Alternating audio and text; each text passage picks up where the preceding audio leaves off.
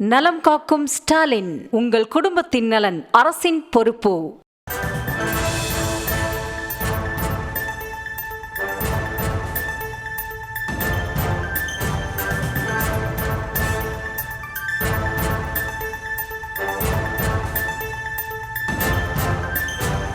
அண்மை செய்திகளை பார்த்து வருகிறோம். சென்னை ரிப்பன் மாளிகையின் முன்பாக தொடர்ச்சியாக தூய்மை பணியாளர்கள் தங்களது போராட்டத்தை முன்னெடுத்து வருகிறார்கள். அது தொடர்பான காட்சிகளை பார்த்து வருகிறோம். தேசிய கொடியை அசைத்தவாறு அவர்கள் இந்த போராட்டத்தில் ஈடுபட்டிருக்கக்கூடிய காட்சிகளை பார்த்து வருகிறோம்.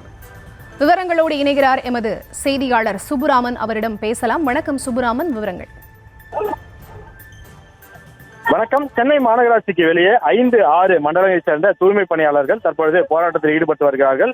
இவர்களை அப்புறப்படுத்த வேண்டும் என்று உயர்நீதிமன்றம் உத்தரவை வெளியிட்டுள்ள நிலையில் அவர்களை அப்புறப்படுத்துவதற்காக காவல்துறையினர் சுமார் 10க்கும் மேற்பட்ட பேருந்துகளை வரவழைத்து அவர்களை இன்னும் சற்று நேரத்தில் இங்கிருந்து அப்புறப்படுத்துவதற்காக தயார் நிலையில் இருக்கிறார்கள். இதற்காக இங்க இருக்கக்கூடிய அந்த தூய்மை பணியாளர்கள் தங்களது ஒற்றுமையை வெளிப்படுத்தும் விதமாக கையில் தேசிய கொடியை ஏந்தி அவர்களும் அதை அசைத்தவாறு இருக்கிறார்கள். நாங்கள் ஒற்றுமையோடு இருக்கிறோம், எங்களை இங்கிருந்து வெளியேற்ற முடியாது, எங்களை இங்கிருந்து வெளியேற்றினாலும் மீண்டும் எங்களுடைய போராட்டம் என்பது தொடரும்.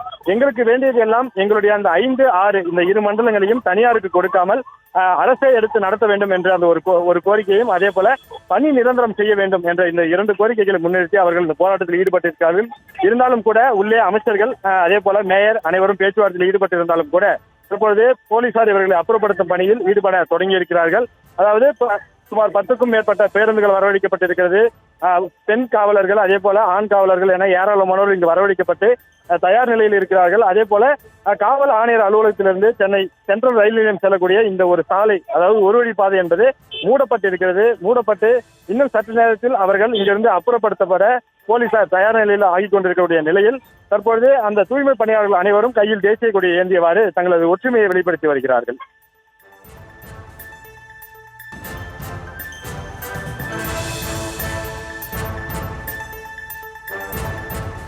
சுப்புராமன், தற்போது நீங்க சொன்னீங்க அங்கிருந்து போராட்டக்காரர்களை அப்புறப்படுத்த போலீசார் ஆயத்தமாக இருக்கிறாங்க அப்படின்னு. அவர்களை அப்புறப்படுத்தி எங்கே கொண்டு செல்ல இருக்கிறார்கள்?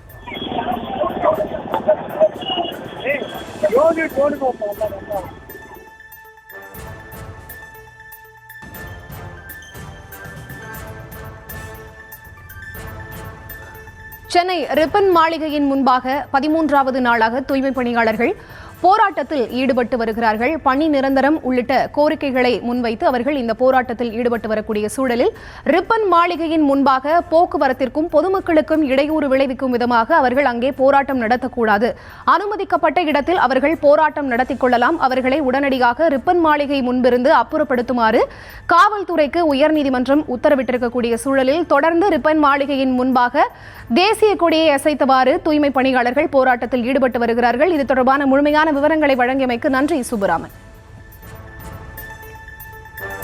நலம் காக்கும் ஸ்டாலின், உங்கள் குடும்பத்தின் நலன் அரசின் பொறுப்பு.